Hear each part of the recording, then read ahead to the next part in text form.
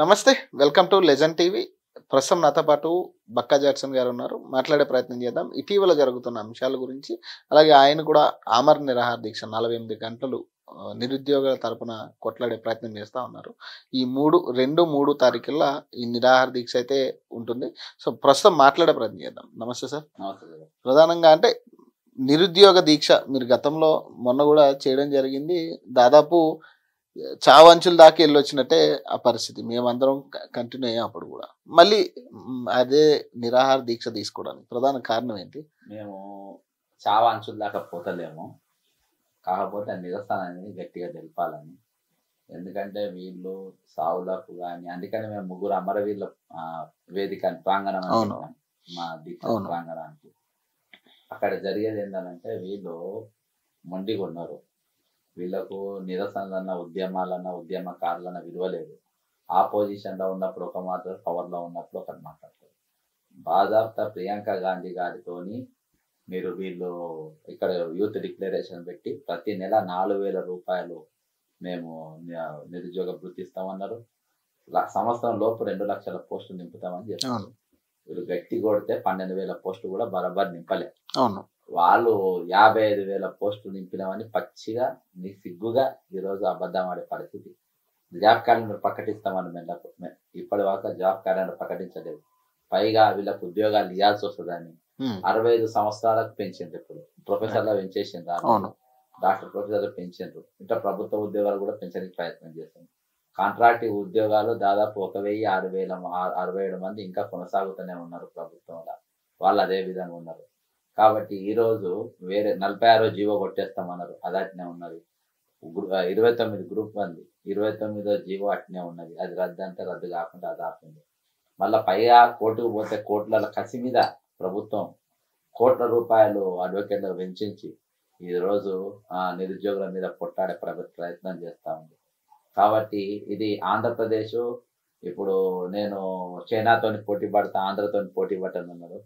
ఆంధ్రతో పోటీ కాదు, Andhra government already job calendar release చేసిండ్రు. ఖాళీలు నింపుతుండ్రు, గ్రూప్ 1 నింపుతుండ్రు. 29వ జీవో తీసేసాక 55 జీవో ఫాలో అవుతుండ్రు.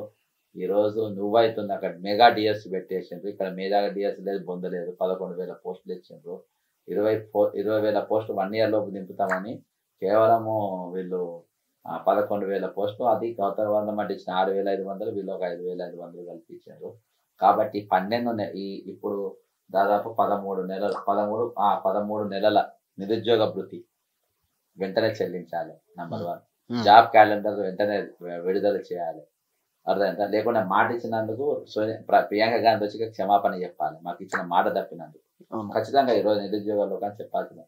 కాబట్టి ఇది ఇప్పుడు నేను చెప్పిన అన్ని డిమాండ్స్ పైన మేము 48 గంటల నిరాహార దీక్ష. మొన్న మీరు దాదాపు ఒక వారం రోజులు చేశారు కదా సార్? 12 రోజులు చేశారు. ఈ 12 రోజులకి కనీసం దీనికి సంబంధించి ఎట్లాంటి సమాధానం మనం కాంగ్రెస్ పార్టీ నుంచి లేదు, రేవంత్ రెడ్డి దగ్గర నుంచి మనం రాలేదు. మనం అడిగిన డిమాండ్స్ కావచ్చు ఏదైనా. నిరుద్యోగులు కూడా రోడ్లెక్కి కొట్లాడిన పరిస్థితి, లాఠీ చార్జీలు కూడా జరిగినాయి. అప్పుడు కూడా ఎవరు స్పందించిన పరిస్థితి లేదు, వాళ్ళకి అనుకూలంగా ఎక్కడా తీర్పు రాలేదు. మరి అట్లాంటి టైంలో మళ్ళీ ఈరోజు మళ్ళీ నిరాహార దీక్ష అంటే మళ్ళీ స్పందిస్తుందా గవర్నమెంట్? అయితే నిరసన అనేది వివిధ రకాలుగా ఉంటుంది. ఇప్పుడు బ్రిటిష్ వాళ్ళు దీక్షలకు లొంగి స్వతంత్రం ఇచ్చిపోయారు. ఎందుకు? అప్పుడు జైల్లోకి పోయి స్వతంత్ర ఉద్యమంలో జైల్లోకి పోయి వచ్చిన వాళ్ళు అంటే వాళ్ళ గౌరవం. ఈరోజు జైళ్ళ దొంగతనాలకు పోయి వచ్చిన వాళ్ళు రాష్ట్రాన్ని పాలిస్తారు. భీమనారాయణ రెడ్డి కానీ రేవంత్ రెడ్డి దొంగతనాల కేసులే కదా అవి. లంచాలు ఇచ్చినప్పుడు దొరికితే పోలీసులు తీసుకొస్తే జైలు వేసిన కేసులు. అసలు దొంగలు ఈరోజు రాష్ట్రాన్ని పాలిస్తున్నప్పుడు వాళ్ళు ఏం విలువ ఇస్తారు? ఉద్యమాలైనా ఉద్యమకారు విలువ. నా ఉద్దేశం ఏంటంటే ఈ పీకుడు కానీ ఏమో పీకుతారని కాదు. నా ఉద్దేశం ఏంటంటే ఈరోజు నిరుద్యోగులను చైతన్యవంతులను చేయని, ఈరోజు ఉద్యమ బాటను నడపనికి, వీళ్ళకు ఉద్యమాలని రుచి చూపియనికి. ఈరోజు ఉద్యోగాలు ఒకటే మార్గం కాదు, రాజకీయాల మార్గాలు కూడా. ఈరోజు నిరుద్యోగులు రాజకీయాల దూరంగా ఉండడం వల్ల ఆర్థికమైన వనరులు ఉన్నవారే రాజకీయాలు రాణించగలుగుతారు. మీకు 420 బ్యాక్గ్రౌండ్ ఉన్న వాళ్ళే రాజకీయాలు రాణించగలుగుతారు. కానీ నిజంగా సబ్జెక్ట్ ఉన్నోళ్ళు కానీ, జ్ఞానం ఉన్నోళ్ళు కానీ మేము రాణించలేమనే అపోహల నిరుద్యోగ లోకం ఉన్నది. కానీ ఈరోజు ఓటు మీదే, ఓటు బ్యాంకు మీదే రేపు వచ్చే స్థానిక సంస్థ ఎన్నికల్లో వీళ్ళందరినీ కూడా పోటీ చేపియడానికి. అందుకని నేను ఈరోజు ప్రియాంక గాంధీ నీవు ప్రతి నెల 4,000 రూపాయలు ఇస్తాను, ఇయాటి వరకు రూపాయి కూడా ఇవ్వలే. ప్రియాంక గాంధీ మాట వీడిని చూసేవాడు అబ్బా ఓటేసింది, ఈ 420 గాంధీ చూసి ఎవడేసిండు, వీడిని చూసి వీని పెళ్ళాం కూడా ఓటేస్తుందే ఏదో. ఈరోజు ప్రియాంక గాంధీ, రాహుల్ గాంధీ అనేటోళ్ళు నీతి నిజాయితీ గల్లోళ్ళు, నెహ్రూ మునిమనవాడు మునిమనవరాలు, వాళ్ళు ఇందిరాగాంధీ మనవాడు మనవరాలు, రాజీవ్ గాంధీ కొడుకు బిడ్డ, అబద్ధాలు ఆడారేమో అనుకున్నాం. కానీ వాళ్ళు కూడా మరి రేవంత్ రెడ్డి ఇంట్లో ఏ మరిచెంబుల్లో నీళ్ళు తాగిందో తెలియదు, వాళ్ళు కూడా అబద్ధాలు ఆడే కాడికి దిగజారిపోయారు. కాబట్టి ఈ నెల ఇచ్చుడు కాదు, ఈ 13 నెలల నిరుద్యోగ భృతి ఏకకాలంలో చెల్లించాలి. ఎన్నికలు ఎంతో దూరం లేదు, పవర్ చూస్తున్నాం కదా, సంవత్సరం అయిపోయింది కదా, సంవత్సరం ఇప్పుడు 3 నెలల 11, ఈ నెల కూడా అయిపోతుంది. 3 సంవత్సరాల 10 నెలలే మీ టైం చూస్తున్నాగా అయిపోతుంది. తర్వాత మీరు అసెంబ్లీ దరిదాపులో రాకుండా చూసే బాధ్యత మాది. ఉంటుందా సార్ ఎఫెక్ట్ పడుతుందా? ఇప్పుడు ఎమ్మెల్సీ 1000% పడుతుంది, 100%. స్థానిక సంస్థ ఎన్నికల పైన కానీ దీనిపైన కానీ ఖచ్చితంగా రేపు ఎఫెక్ట్ పడుతుంది. మేము పొలిటికల్ మెయిన్ స్ట్రీమ్లకు నిరుద్యోగులు వస్తారు. ఈరోజు ఇయాలనే సిటీ లైబ్రరీలో పోస్టర్ ఆవిష్కారం కూడా చేసినాం. మా అన్ని కోచింగ్ సెంటర్లు కూడా మన జనార్దను, చందు వాళ్ళందరూ కూడా తిరుగుతున్నారు, అర్జున్ వాళ్ళు తిరుగుతున్నారు, గట్టిగానే నడుస్తాయి సార్. కోచింగ్ సెంటర్లు కూడా వాళ్ళ విద్యార్థులు నోటిఫికేషన్ వస్తాయి కదా, వాళ్ళకు కోచింగ్ సెంటర్ బువ దొరికేది. కాబట్టి జాబ్ క్యాలెండర్ రోజు ఖచ్చితంగా నిలబడతాం. అందరూ కూడా ఖచ్చితంగా మా ఎంబడి నిలబడతారు. దీక్ష మాత్రం దద్దరిల్లిపోతుంది. అంటే ఈ దీక్ష తర్వాత కూడా రెస్పాన్స్ రాకపోతే, రిప్లై రాకపోతే మరి ఏంటి పరిస్థితి? అదే మేము దున్నపోతే బర్రె మీద నీళ్ళు పోతే రెస్పాన్స్ ఎట్లా వస్తుంది అబ్బా?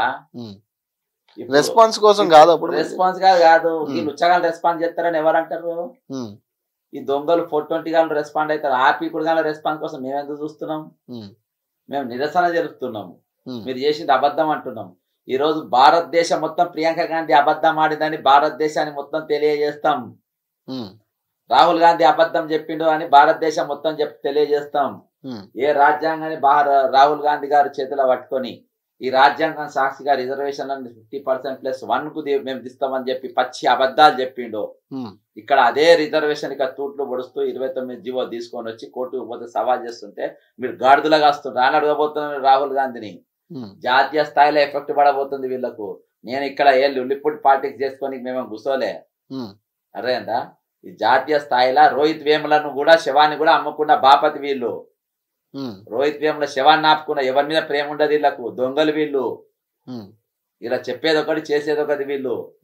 ఒక లట్రం పొట్టరంగా 2-3 పెట్టుకుంటారు. ఇగో ఇంత ఈయనకి మేము పోస్ట్ ఇస్తాం, మీ దళితుల్ని ప్రైరేట్ చేస్తాం, మీ దళితులు ఆయనకేం పవర్స్ ఉండే ఏముండే, నడిపేది అంతా వీళ్ళే.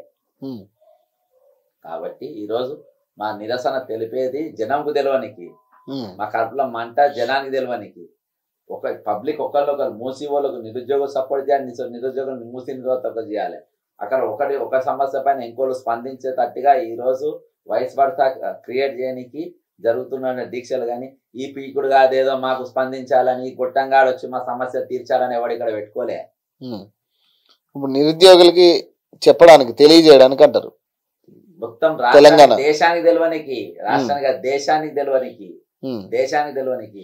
ప్రియాంక ఇస్ లైడ్ అని చెప్తా నేను, ప్రియాంక జూడ్ బోలి అని చెప్తా. హిందీలో చెప్తా, ఇంగ్లీష్ చెప్తా. రేవంత్ రెడ్డి నాకు హిందీ ఇంగ్లీష్ భాష ప్రాబ్లం లేదు, నాకు 2 వస్తాయి, 2 భాషలలో నేను చెప్తా. ప్రియాంక గాంధీ, రాహుల్ గాంధీ జూడ్ బోలే, అర్థమైందా? ఈ స్లోగన్ తీసుకపోతా, జూటే హై అని చెప్తా. మేము చేతు గాజులేసుకొని కూర్చోలే, వాళ్ళు మాకు అవలా చేయకపోతే మేము అవలాగానే గానికి